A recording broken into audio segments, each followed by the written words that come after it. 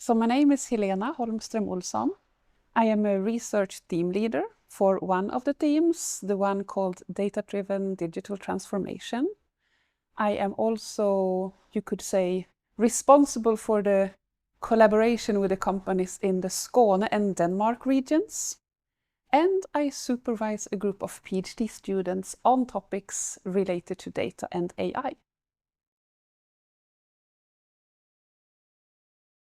So data-driven digital transformation, we primarily look at the impact of software, data and AI, so how digital technologies transform the software-intensive systems domain. And that includes ways of working, so the adoption of DevOps, DataOps, MLOps, what we refer to as continuous practices, how you continuously develop, deploy and evolve systems with components ranging from hardware and electronics to these digital technologies. That has many implications, not the least on the business model side. You want to not only develop and deploy continuously, you want to also monetize what you develop and deploy on a continuous basis. So continuous business models to monetize data and digital services is a big thing. Then we also, and more recently, with all the regulations coming our way, that has become an increasingly important thing in this theme. How to ensure regulatory compliance to, for example, the Data Act, the AI Act, the whatever act. So that's one. And then also agile, data-driven ways of working, those processes and practices that help us more continuously and quantitatively measure that we are not only efficient, but also effective in that we deliver customer value.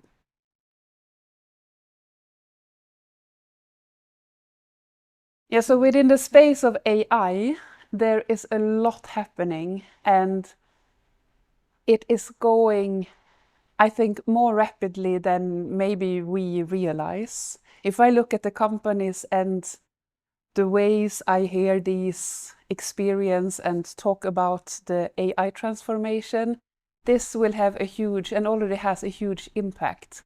So if we look at how systems are typically built, with developers writing the code, how we typically deploy, and how we typically work with evolving and improving the system, these tasks and these roles are quite rapidly being replaced with generated code, generated test cases, generated you name it, which means we are not replaced as humans, but there is a lot within AI and especially agentic AI where we need to shift and do other things. We need to find the tasks and roles where humans are superior, and we need to use AI for everything where AI is actually better than what we are. And it is never a either or. There is always the interaction between the two. So we are the ones improving, training the AI models, but there has to be an interaction because we bring different things. Maybe what I see is that we are not as aggressive as I would wish. The adoption of these new technologies are too slow, but that's a good reason for doing research on that very topic. Another trend is, of course, and I mentioned it, the regulatory compliance area. We need to ensure that we are compliant. We need to find ways to automate these processes, as otherwise they will eat the resources in a company because they are many, they are time-consuming, and they are rigorous. There needs to be a way to automate those processes.